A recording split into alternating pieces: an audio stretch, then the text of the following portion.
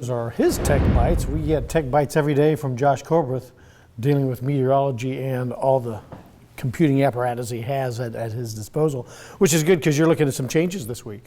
Yes, finally, after a very stagnant pattern over the last 2 to 3 weeks, we finally are getting that little taste of fall that all of us have desperately been waiting on. More on that in a minute. But first, we're actually seeing some fall-like conditions this morning. We typically have for the last 2 to 3 weeks. Again, during the mornings, it's been a different story during the afternoons and evening. But we are at 44 degrees this morning in Yreka, seeing temperatures in the 20s and 30s this morning over on the east side, but 40s and 50s for west side valleys, and right at 55 degrees there along the coast in Brookings, where we aren't experiencing any reductions in visibility this morning. And we're only experiencing slight reductions in air quality this morning in Klamath Falls, some moderate air quality up towards the Cedar Creek fire.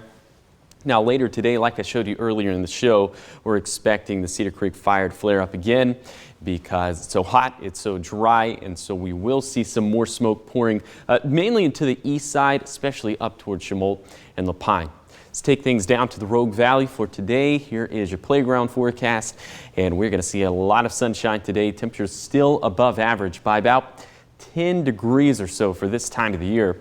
We will see some clouds within the west side valleys, but the most cloud cover today will be along the coast. But down in Siskiyou County, over on the east side, should see some pretty clear skies, minus some of the haze we'll see over on the east side. So 70s for the east side, near 80 degrees for our west side valleys, and mid-60s there along the southern Oregon coastline. Then overnight, some of those clouds will continue to eke their way inland. Unfortunately, these clouds not providing us any rainfall, but fortunately, again, we're not going to see huge reductions in visibility along the coast. This isn't really going to be marine layer driven cloud cover. This is just going to be due to the dry cold front that we have moving through the area.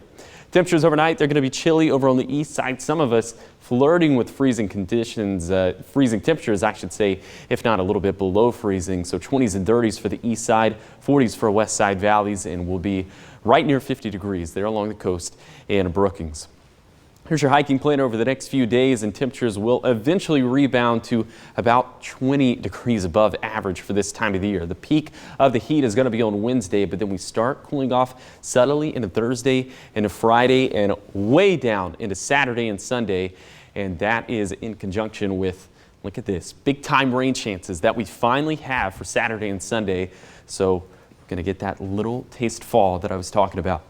Here's your 7-day forecast for the coast. We'll see those rain chances, like I mentioned, for Saturday and Sunday. But until then, very pleasant weather, especially on Wednesday. It looks like we'll have lots of sunshine, temperatures up near 70 degrees. And then for Siskiyou County, look at this temperature turnaround. Today in the low 80s. For Saturday and Sunday, low 60s, so cooling off by about 20 degrees. And it happens fairly quick. That turnaround is going to be between Thursday and Saturday. And look at this.